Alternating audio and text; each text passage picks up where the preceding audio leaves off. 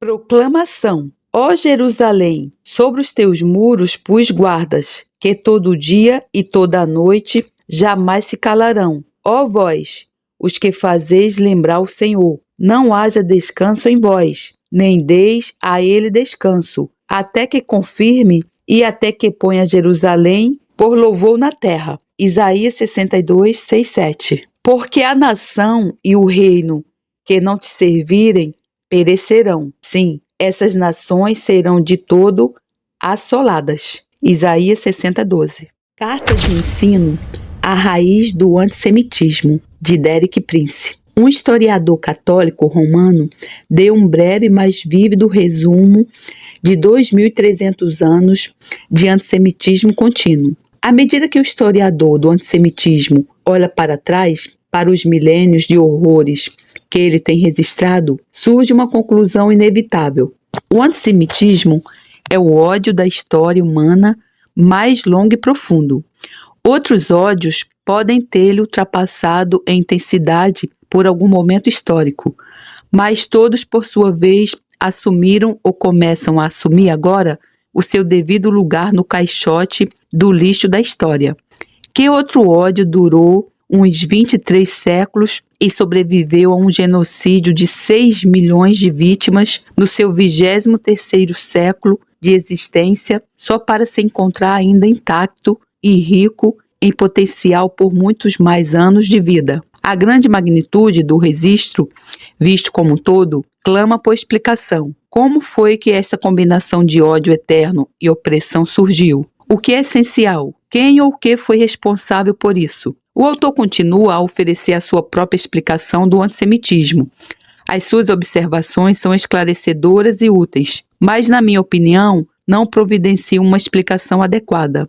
Através dos anos, tenho ouvido explicações sobre o antissemitismo, que representavam uma variedade de diferentes abordagens, teológica, filosófica, sociológica, econômica, mas nenhuma me pareceu adequada. Em 1946, discuti essa questão com meu primeiro professor de hebraico, Mr. Ben-Zion Segal, que era o secretário da recém-criada Universidade Hebraica, localizada na altura do Monte Escorpos, Jerusalém. Mr. Segal acreditava que o problema do antissemitismo era basicamente social. Os judeus eram sempre uma minoria alienígena, com uma cultura distinta deles próprios, sem harmonia com a cultura das nações gentias que os abrigou. Uma vez que os judeus adquiriram um estado próprio, o que aconteceu 2 anos mais tarde, isto iria resolver a causa básica do antissemitismo.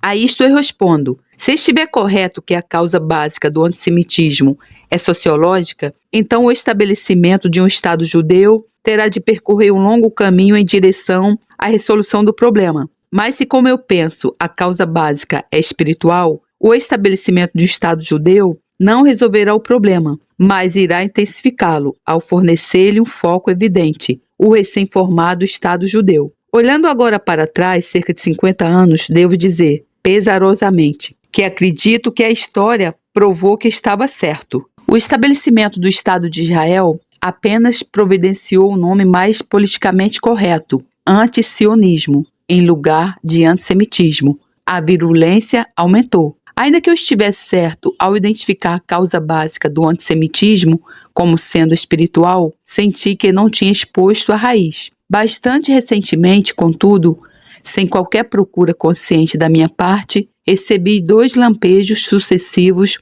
de inspiração das Escrituras, que acredito terem delineado o antissemitismo até a sua raiz. Enquanto eu estava a pregar na nossa igreja local, em Jerusalém, inesperadamente ouvi-me a dizer: o antissemitismo pode resumir-se numa só palavra: Messias. Naquele momento compreendi que desde o seu princípio o antissemitismo tinha uma fonte, Satanás, que era motivada pelo conhecimento de que aquele que estava para ser o seu conquistador, o Messias, viria através de um povo que seria preparado especialmente por Deus. Este povo teria uma característica distintiva. O Messias seria capaz de estabelecer um exemplo de obediência aos seus pais terrenos, sem desonrar o seu Pai Celestial, sem nenhuma forma de idolatria. Moldado por Deus durante muitos séculos, o povo judeu sozinho cumpriu este requisito.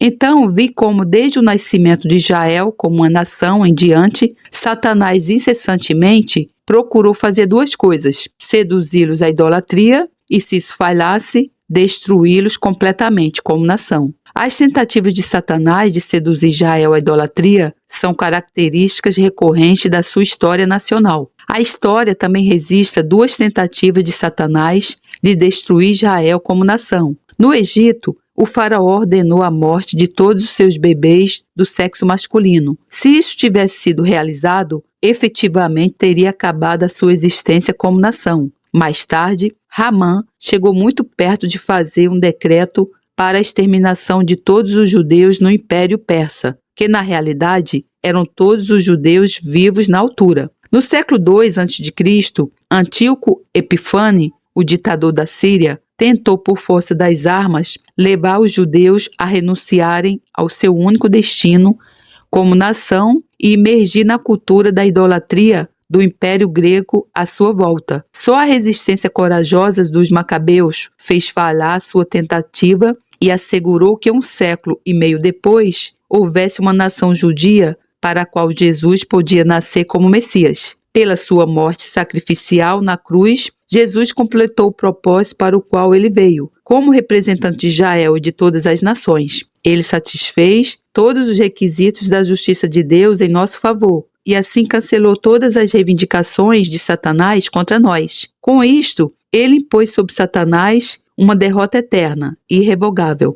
A manifestação plena desta derrota, contudo, só se consumará na segunda vinda de Jesus. Satanás, que presta mais atenção às profecias bíblicas do que muitos pregadores, está ciente de tudo isto. Até que Jesus volte, Satanás sabe que estará livre para continuar com todas as suas atividades diabólicas e para se apresentar como o Deus deste século. 2 Coríntios 4:4. Há, contudo, um acontecimento que Satanás teme mais do que a todos os outros e ao qual se opõe com todos os meios ao seu alcance: o regresso de Jesus em poder e glória para estabelecer o seu reino e para banir Satanás da terra. A oposição de Satanás ao regresso de Jesus é a força invisível que está por detrás de muitos dos conflitos e pressões da situação do mundo contemporâneo. Nos seus discursos finais em Jerusalém, Jesus identificou 2 eventos que devem preceder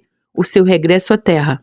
Em Mateus 24:14, ele disse: "E este evangelho do reino será pregado em todo o mundo, em testemunho a todas as nações, e então virá o fim." No fim do seu ministério terreno, Jesus deu aos seus discípulos uma ordem explícita: "Ide por todo o mundo, pregai o evangelho a toda criatura." Marcos 16:15.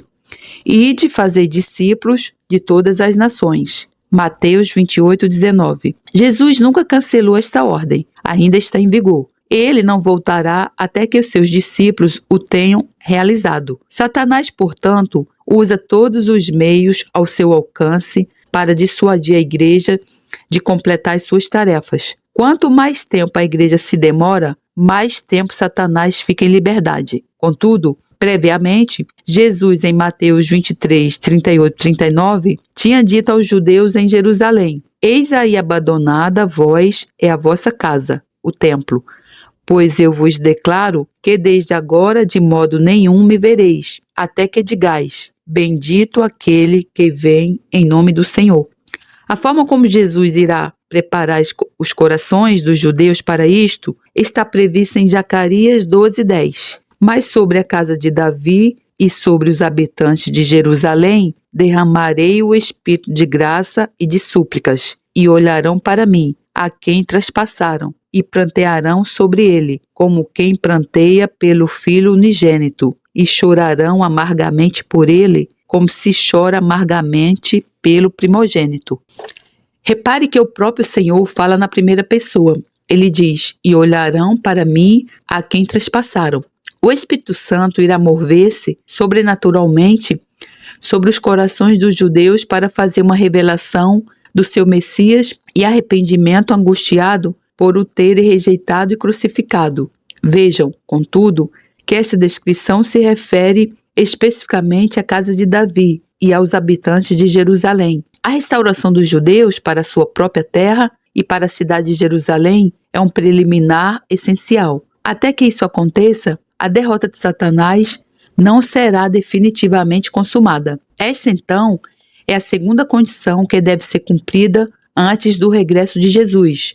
Os judeus têm de se reagrupar na sua terra e na cidade de Jerusalém, e os seus corações têm de estar preparados para reconhecerem Jesus como Messias. Tão verdadeiro é Jesus ter vindo uma primeira vez através dos judeus como é ele voltar uma segunda vez para os judeus. Essa visão deu-me uma compreensão completamente nova do furor e confusão em todo o mundo. No que diz respeito à situação aqui em Israel, o que mais poderia explicar o foco quase diário dos meios de comunicação social mundialmente, das Nações Unidas e dos governos mais poderosos do mundo sobre uma estreita faixa de terra no fim do Mediterrâneo Oriental, como uma população de 5 milhões e uma área com tamanho semelhante a Gales ou ao estado de New Hampshire. Não há explicação normal ou política para tal concentração de forças mundiais sobre uma situação e um povo que normalmente seria considerado insignificante. Também compreendi com uma perspectiva diferente a revelação clara de Joel 3:1-2, que no fim desta era, Deus julgará todas as nações com base nas suas atitudes para com o reagrupamento de Israel na sua própria terra.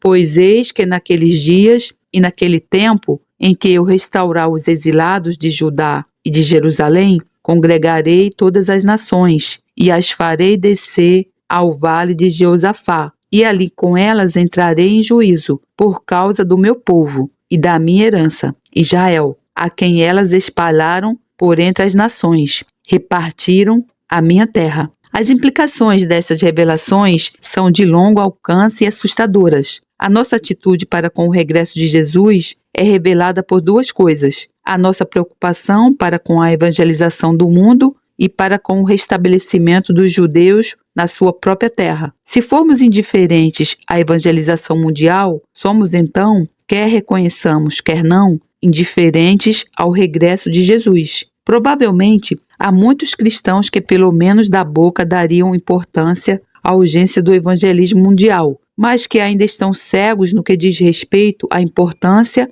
o significado da restauração de Israel. No entanto, ambos são temas principais das escrituras proféticas e das palavras do próprio Jesus. A questão da restauração de Israel vai muito mais fundo do que a teologia ou a compreensão intelectual. No final de contas, é espiritual. O espírito que se opõe ao restabelecimento de Israel é o mesmo espírito que se opõe ao regresso de Jesus. Embora possa usar muitos disfarces, é o espírito do próprio Satanás. Ao encararmos essas questões claras das Escrituras, cada um de nós necessita de pôr a si próprio uma questão decisiva. Eu sinceramente estou empenhado em apoiar, por todos os meios legítimos, a tarefa de evangelização mundial e o restabelecimento de Israel como uma nação na sua própria terra? A resposta que dermos revelará a nossa atitude perante a vinda de Jesus. Glórias a Deus, louvado seja o meu Senhor, que a graça do Senhor Jesus Cristo, o amor de Deus e a comunhão do Santo Espírito estejam com todos vocês. Amém.